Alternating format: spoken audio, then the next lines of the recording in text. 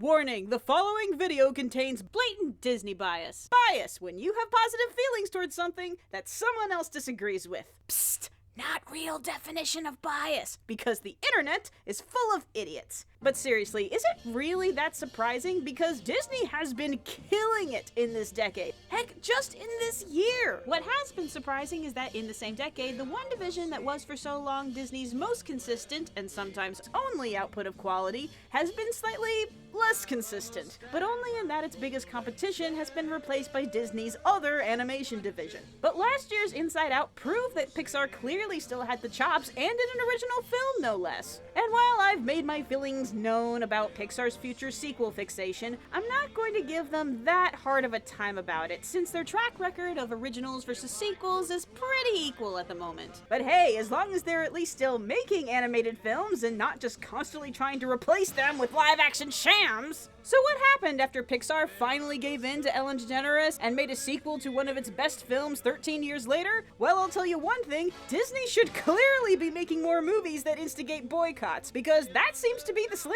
dunk ingredient for setting box office records. Gee, I wonder what controversial boycott-inducing subject Disney could possibly do in a future animated movie. Shockingly enough, the film entitled Finding Dory is focused around Dory, our beloved absent-minded blue tang fish, which people should not immediately go out and hunt down unless you want this film to become a time capsule for that one pretty fish that the planet Earth used to have. Uses flashes of her sporadically returning memory to find her old family. What follows is a sequence of familiar Pixar-related adjectives. Funny, adorable, beautiful, heart-tugging, and loaded with Easter eggs that I never have the patience to look for myself, but this time I totally found the A113 and the picture of Darla. Okay, my friend found that one, whatever. Also the Iron Man and the Captain America references. But the real standout element of this film comes from the growing number of Disney Pixar films touching on difficult and mature subjects that most cartoons outside of Arthur won't touch. And the name of the game here is disability. The theme was touched on lightly in the original Finding Nemo with his weak fin, but now it really hones in on the subject by taking a serious look at the regular difficulties Dory faces with her short-term memory and how it affects her and the people around her. Especially when the movie cuts to flashbacks of young super baby-eyed Dory with her parents.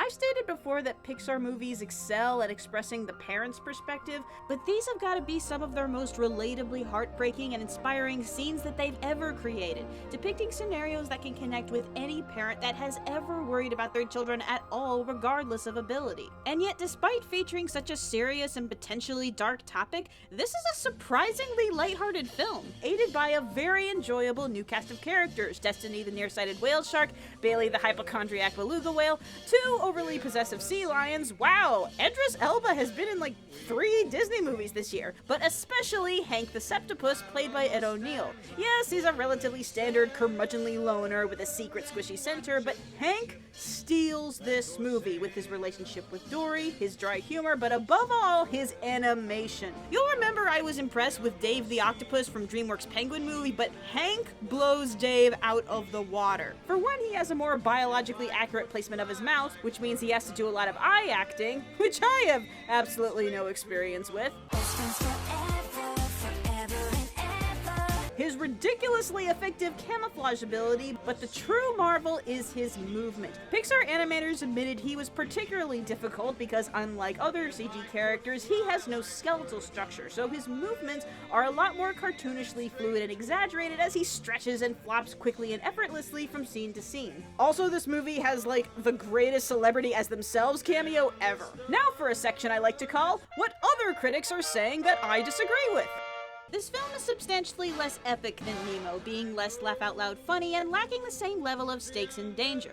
I don't actually disagree with that, but I don't feel it's a bad thing. While Finding Nemo does have a greater sense of danger, the tension in Finding Dory is more psychological and unveils more like a mystery. It's yet another kids movie where characters get lost and are trying to get home. Gee, I wonder why. It can't possibly be because getting lost is one of the most prevalent relatable childhood fears. Dory is annoying and the limited memory gags get repetitive after a while. Another spin-off where the comic side character gets their own movie. I certainly really can't fault anybody for having different senses of humor, so all I can say is, I disagree. I have always loved Dory as a character. She is one of the funniest, most unique animated females, and another one I like for her positivity and friendliness. And the way this film expands on her character and outlook, and especially her hardships, single-handedly making her one of Pixar's most tragic characters, I think was fantastic. Taking the biggest comic relief element of Finding Nemo and suddenly treating it like it's a serious handicap ruins the first movie by making everyone realize they're laughing at a disabled character. No, just no.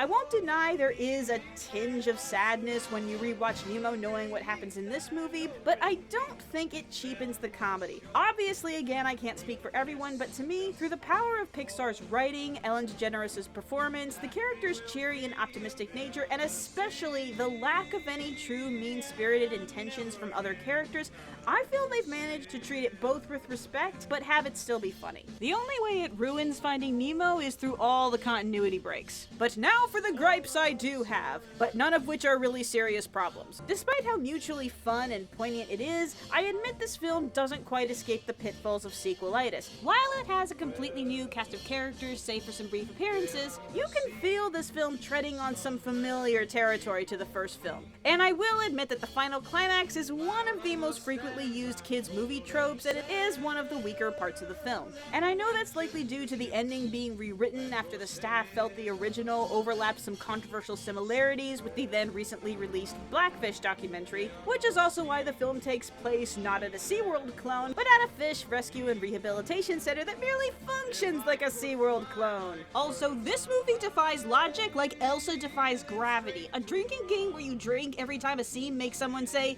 "That doesn't work that way," or "What are the chances?" would have to be outlawed. And, question, do the Pixar animators really hate somebody named Gerald? Lastly, I was a little disappointed that Marlin and Nemo had kind of an underwhelming presence in this film. Oh, they definitely play a major role, not only as Dory's surrogate family, but how even family doesn't always handle difficult situations perfectly. Marlin in particular has his own subplot dealing with another unusual character, and it connects back to his relationship with Dory and Nemo in a very significant way. It's absolutely crucial to the theme, and they're both still great and impactful when they're actually with Dory, but still, their subplot is noticeably weaker than the Nemo B-plot.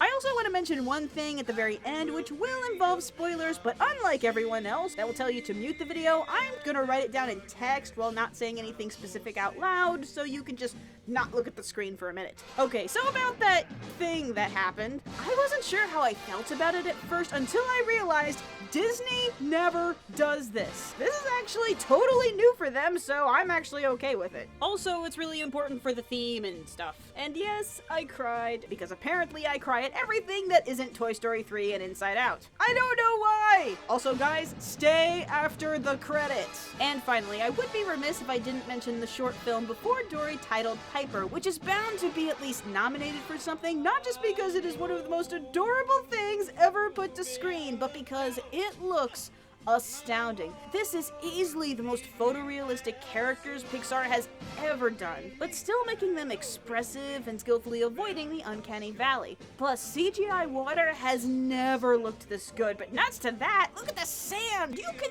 touch that sand! So in the end, where does Finding Dory end up on the Pixar scale? Well, naturally, the precise order and quality will vary from person to person, but to most of the general public, there's a pretty solid divide between the masterpieces and the others, even though many of the others are still pretty good movies. And Finding Dory is the one I feel is going to be the most in flux from person to person. For me, I would put it with the masterpieces, but definitely on the lower end. I can't really call it a necessary sequel, as any movie that ends without a cliffhanger technically doesn't need a sequel, but it's certainly a lot more worthwhile than Monsters University, but not quite the excelling natural sequel that, say, Toy Story 2 was. Says the person whom Toy Story 2 is still their favorite Pixar movie. I apologize for nothing!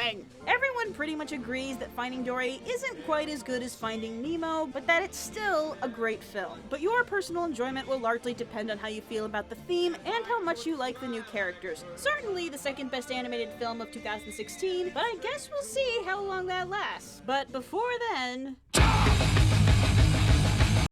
anyone else feel like we've been watching that trailer for years? Somewhere beyond the sea, somewhere